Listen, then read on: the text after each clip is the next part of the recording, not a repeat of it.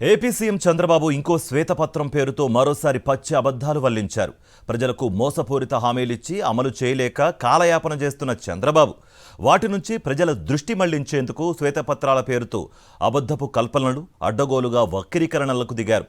పేదలకు మంచి జరిగేలా వైఎస్ జగన్మోహన్ రెడ్డి ప్రభుత్వ హయాంలో తీసుకున్న విప్లవాత్మక నిర్ణయాలను దోపిడీగా చిత్రీకరిస్తూ తన కడుపు మంటను మరోసారి బయటపెట్టుకున్నారు.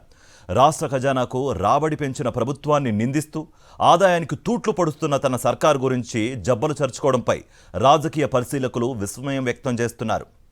అబద్ధాలు, ఆరోపణలతో సీఎం చంద్రబాబు మరో శ్వేతపత్రం విడుదల చేశారు. భూములు, గనులు, అటవీ సంపదపై వైట్ పేపర్ విడుదల చేసిన చంద్రబాబు వాస్తవాలన్నింటినీ ఎస్టాబ్లిష్ చేయలేమని చెప్పుకొచ్చారు. ఎల్లో పేపర్లో వచ్చిన వార్తలనే వైట్ పేపర్గా మార్చేశారు చంద్రబాబు. పేదల ఇళ్ల పట్టాలకు భూములను సేకరిస్తే స్కామ్ అంటూ ఆరోపించారు.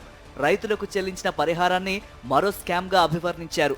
ప్రపంచమే విస్తుపోయేలా నాడు అమరావతి, విశాఖలో తన హయాంలో జరిగిన భూ కుంభకోణాలను నిస్సిగ్గుగా కప్పిపుచ్చుతూ బురద జల్లేందుకు సీఎం చంద్రబాబు యత్నించారు. అసైన్డ్ భూములకు యాజమాన్య హక్కులు కల్పించడం ద్వారా దళితులు, పేదల జీవితకాల కోరికలు నెరవేర్చడాన్ని తప్పుబట్టి ఆయా వర్గాలను దారుణంగా అవమానించారు. వైఎస్ఆర్సీపీ ప్రభుత్వంలో ప్రవేశపెట్టిన భూముల సమగ్ర రీసర్వే ద్వారా అమ్మేవారికి, కొనేవారికి పూర్తి భరోసా లభిస్తుంది. వివాదరహితంగా భూములపై హక్కులు కల్పించడంతో పాటు ఏదైనా సమస్య ఉత్పన్నమైతే ప్రభుత్వమే గ్యారంటీ ఇస్తుంది కాబట్టి నిశ్చింతగా ఉండవచ్చు. అలాగే వైఎస్ఆర్సీపీ ప్రభుత్వంలో నిరుపేదలకు భూమిని పంచడాన్ని అక్రమంగా చంద్రబాబు అభివర్ణించారు. 46,000 ఎకరాలను 40,000 మందికి పైగా రైతులకు పంపిణీ చేయడాన్ని తప్పుబడుతూ అందులో 8,000 ఎకరాలను వైఎస్ఆర్సీపీ వారికి పంచారంటూ గగ్గోలు పెట్టారు. నిరుపేదలైన వారికి భూములు ఇవ్వడాన్ని వక్రీకరిస్తూ అందులో 1,300 కోట్ల అవినీతి జరిగిందని పేదలపై తనకున్న ద్వేషాన్ని చాటుకున్నారు చంద్రబాబు. అసలు ఆయన హయాంలో భూ పంపిణీయే చేయలేదు.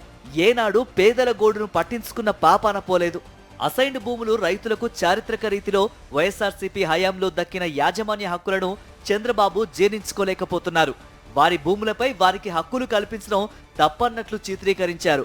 అనేక సంవత్సరాలుగా సాగు చేసుకుంటున్న భూములపై హక్కులు లేక అసైన్డ్ రైతులు అవస్థలు పడ్డా పట్టించుకుని చంద్రబాబు వారికి హక్కులు ఇవ్వడాన్ని వక్రీకరిస్తూ వైఎస్ఆర్సీపీ నేతలు ఆ భూములను కొట్టేశారంటూ నిరాధార ఆరోపణలు చేశారు. అసైన్డ్ రైతులకు వారి భూములపై సంపూర్ణ అధికారాలు దక్కడం ఆయనకు ఏమాత్రం ఇష్టం లేదని దీన్ని బట్టి స్పష్టమవుతోంది. తమ భూములపై ఆంక్షలు లేకపోవడం, మంచి ధర రావడంతో కొంతమంది రైతులు హక్కులు వచ్చాక వాటిని విక్రయించారు.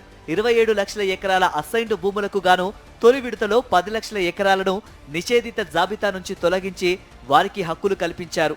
అందులో కొంతమంది అమ్ముకోవడం ముఖ్యమంత్రికి నేరంగా కనిపిస్తోంది. గత 100 ఏళ్లలో ఏ రాష్ట్రంలోనూ జరగని విధంగా చేపట్టిన అత్యంత ప్రతిష్టాత్మకమైన భూముల రీసర్వేను ఒక అనాలోచిత చర్యగా చంద్రబాబు అభివర్ణించడాన్ని బట్టి రెవెన్యూ వ్యవస్థపై ఆయనకున్న అవగాహన ఏపాటితో స్పష్టమైంది. అనేక చిక్కుముళ్ళు, ఆటంకాలు, వ్యయ ప్రయాసాలను అధిగమించి 6,000 గ్రామాల్లో పూర్తయిన రీసర్వేను రద్దు చేస్తానని ఆయన చెప్పడం రాష్ట్రానికి తీరని ద్రోహం చేయడమే. వివాదాలు లేని భూముల వ్యవస్థ తేవటాన్ని వ్యతిరేకించడం అంటే వివాదాలు కోరుకోవడమే.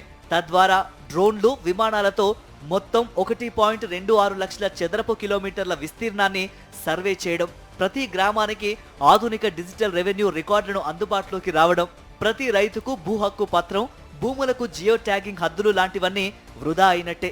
ఇప్పటి వరకు సర్వే పూర్తయిన గ్రామాల్లో 10 లక్షల పట్టా సబ్ డివిజన్లు, 8 లక్షల మ్యూటేషన్లు జరిగాయి. అవి కూడా చంద్రబాబుకు తప్పుగానే కనిపించాయి. అన్నింటికీ మించి సచివాలయాల్లోనే రిజిస్ట్రేషన్లు చేసే ప్రక్రియ కూడా ఆగిపోతోంది. వివాదాస్పదమైన పాత భూముల వ్యవస్థనే మళ్లీ తేవాలని చంద్రబాబు నిర్ణయించడంపై రెవెన్యూ యంత్రాంగం విస్తుపోతోంది. భూ హక్కులకు భరోసా కల్పించేలా దేశంలోనే మొట్టమొదటిసారిగా ఏపీలో తెచ్చిన ల్యాండ్ టైటిలింగ్ చట్టానికి రాజకీయ మకిలి అంటించి దాన్ని చంద్రబాబు చెత్తబుట్టలో వేసేశారు.